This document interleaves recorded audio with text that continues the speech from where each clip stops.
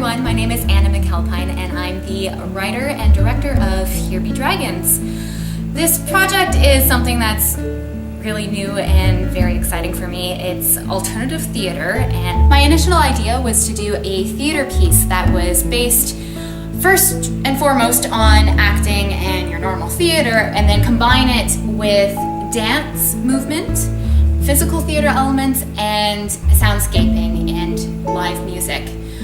And I decided to go with fantasy because I'm a huge fan of fantasy, and I don't think that we really see enough of fantasy and science fiction and more of those genre fiction types of narratives in theater. So to start off, the Ensemble, which is a really wonderful group of 7 actors, people that I have worked with before. They have a really kinetic energy and they're all very lively.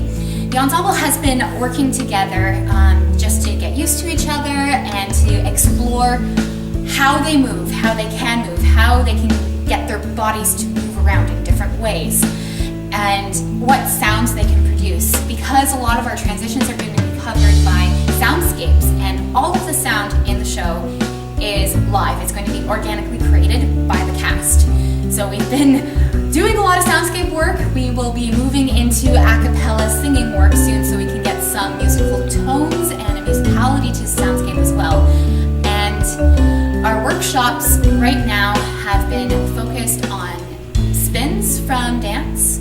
We've done some fight sequences and stage combat to get them used to working together in a way that they can fight each other and not hurt each other and make it look realistic and have realistic reactions, and also explore the guttural sounds that happen when someone gets hit on stage.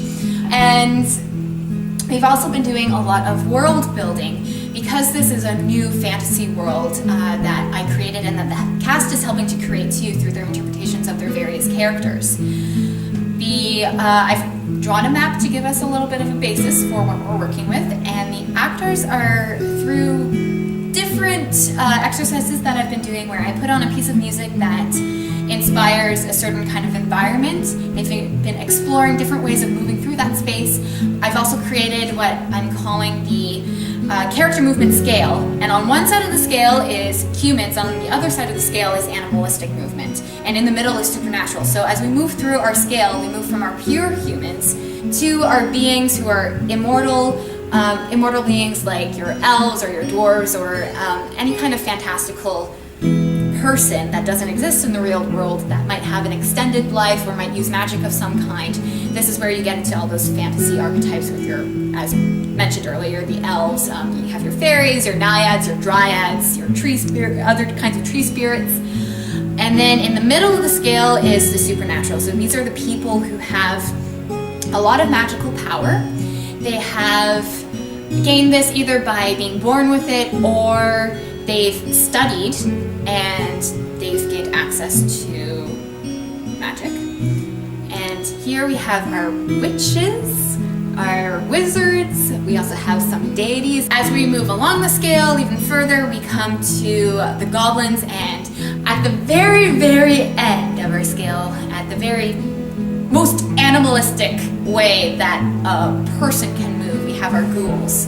And ghouls are kinds of demons. They're very ravenous. They're always hungry. Though they can communicate and they can speak, they have language, they are intelligent, they are driven by their base needs. They are driven by their need to feed. A ghoul will go and eat anything as long as it's available.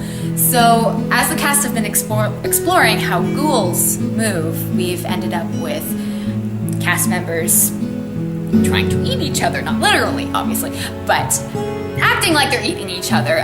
One of the exercises I've done with them that has been very useful for ghouls is slow motion zombie fight, where they slow motion fight to death, and when they get killed, they get turned into a zombie, and then they come back and they eat people. So I am going to talk a little bit about music. My background is as a classical clarinet player. I've also been trained in classical piano, and for me, music is very essential for the way that I live my life and the way that I approach my practice. So in our workshops, I almost always have music playing. I play different types of music during our warm-ups to get our actors grounded with the way that music can allow them to move or place certain images in their heads. I've also been using music to help create visualizations of environment and how a certain environment feels, and also to help the actors feel their way through different kinds of movements that their characters use. So for example, I have a very elf-like sounding piece of music to use when we're exploring how elves and dryads move, and then I have a very dark kind of guttural sounding music that I use when we're exploring, say, our goblins or our ghouls.